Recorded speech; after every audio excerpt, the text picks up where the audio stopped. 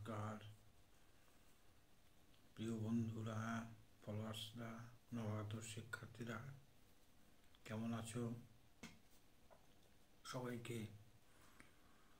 অনেক অনেক শুভেচ্ছা। তোমরা ভালো থাকবে, সুস্থ থাকবে। বড়দেরকে সশ্রদ্ধ নমস্কার জানাই। শক্তিমন্ত্র চ্যানেলের পক্ষ থেকে আমি শ্রী সুকান্ত চৌধুরী, পুরোহিত কৃত্যবিদ, দীর্ঘদিন যাবৎ ধারাবাহিকভাবে অত্যন্ত গুরুত্বপূর্ণ ভিডিও আপলোডিং করছি। লাইফে আসা মূলত আমাদের বিভিন্ন ধর্মীয় গ্রন্থে, শাস্ত্রে, সে বৈদিক বা পুরাণাদি তান্ত্রিক বিভিন্ন গ্রন্থে যে সমস্ত মন্ত্রগুলি আমাদের জীবনের সঙ্গে যুক্ত, প্রাত্যহিক জীবন যাত্রাকে নির্বাহ করতে, চলনসই রাখতে যে মন্ত্রগুলি অত্যন্ত আবশ্যক, ভীষণ দরকারি, প্রয়োজনীয়, অর্থাৎ জীবনটা শুধু খাওয়া বড় নয়।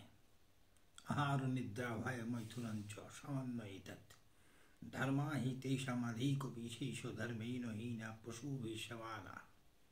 আহার নিদ্রা ভয় মৈথুনের মধ্য দিয়ে যদি জীবন চলে, সেই জীবনটা হচ্ছে একদম পশু সম, অর্থাৎ পাশবিক গুণ ছাড়া তার বহিঃপ্রকাশের কোনো সিমটম নেই।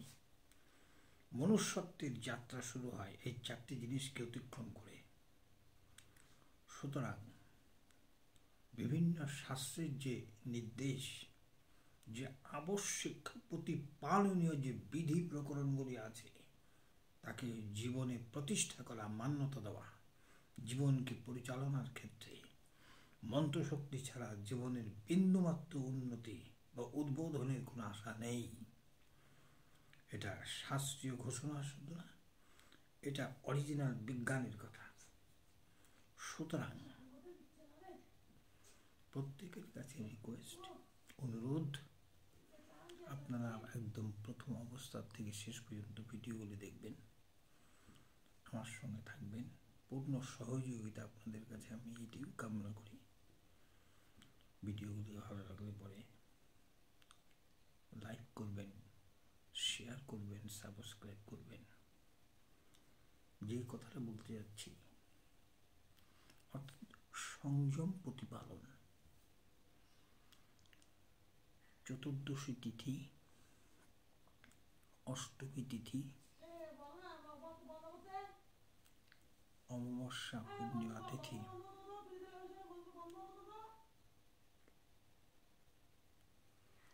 এবং সংক্রান্তিকে পর্বদিন বলে। এই পর্বদিনে ব্রাহ্ম মুহূর্তে,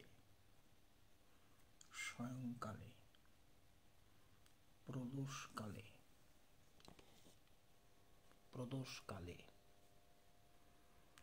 শ্রাদ্ধ দিনে, ব্রত পালন ক্ষেত্রে কেউ কামাচ্ছন্ন ভোগবাদিতে বিশ্বস্ত হয়ে, আশ্বস্ত হয়ে সংযম থেকে সরিয়ে যাবেন না। অর্থাৎ এই কয়েকটা দিনে সংযম পূর্ণ মাত্রায় পালন করবেন। পূর্ণ গর্ভাস্থিতে উপগত হবেন না। রাত্রিকালে প্রধান আহারের পর নারায়ণকে, বিষ্ণুকে স্মরণ করে শয়ন করবেন।